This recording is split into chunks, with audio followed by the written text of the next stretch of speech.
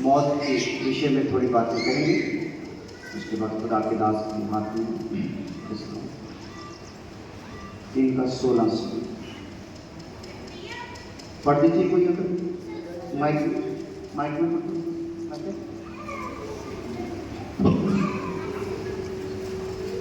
फिर स्त्री से उसने कहा, मैं तेरी पीड़ा और तेरे गर्भवती होने के दुख को बहुत उड़ाऊंगा। तो पीड़ित होकर बालक उत्पन्न करेगी और तेरी लालसा तेरे पति की ओर होगी और वह तुझ पर प्रभुता करेगा। और आदम से उसने कहा, तूने जो अपनी पत्नी की बात सुनी और जिस वृक्ष के फल के विषय में मैंने तुझे आज्ञा दी थी कि तू उसे ना खाना, उसको तूने खाया, इसलिए भूमि तेरे कारण शापित है।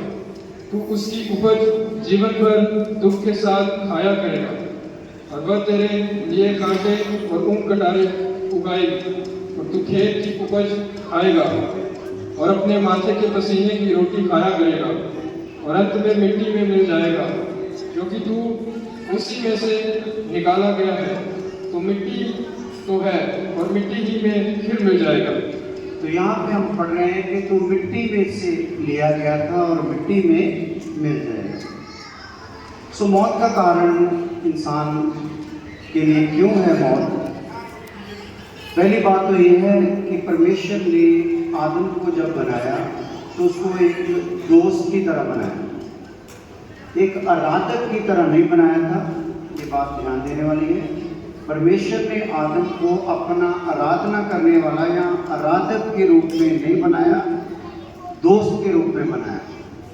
दोस्त का मतलब होता है बराबरी देने के लिए, क्योंकि परमेश्वर का प्लान है कि खुदा चाहता है कि आदम एक दिन उसके साथ बराबर तख्त पर बैठे। इस योजना को मन में रख के खुदा ने जमीन बनाई, आसमान बनाया, जीव जंतु बनाए, पेड़ पौधे जो कुछ भी है ये सब कुछ बनाया। उसके बाद जो उसके मन की योजना का मेन कैरेक्टर था आदम, उसको परमेश्वर ने बनाया। तो आदम को मरने के लिए नहीं बनाया, मौत आदम ने खुद चुनी।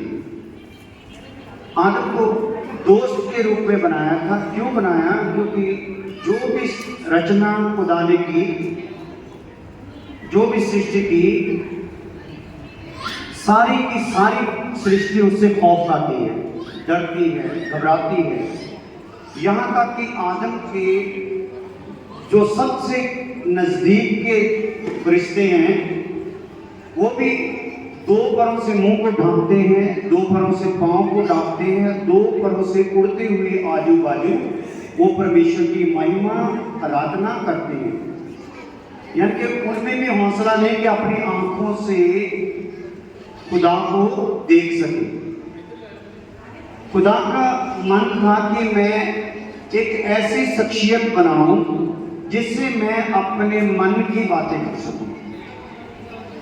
किसी से भी वो खुदा बोलता है जब तो सारी कायनात घबराती है। आपको पता है उसकी आवाज जो है दीवारों को चीर देती है, ऐसी उसकी प्रभावशाली आवाज है।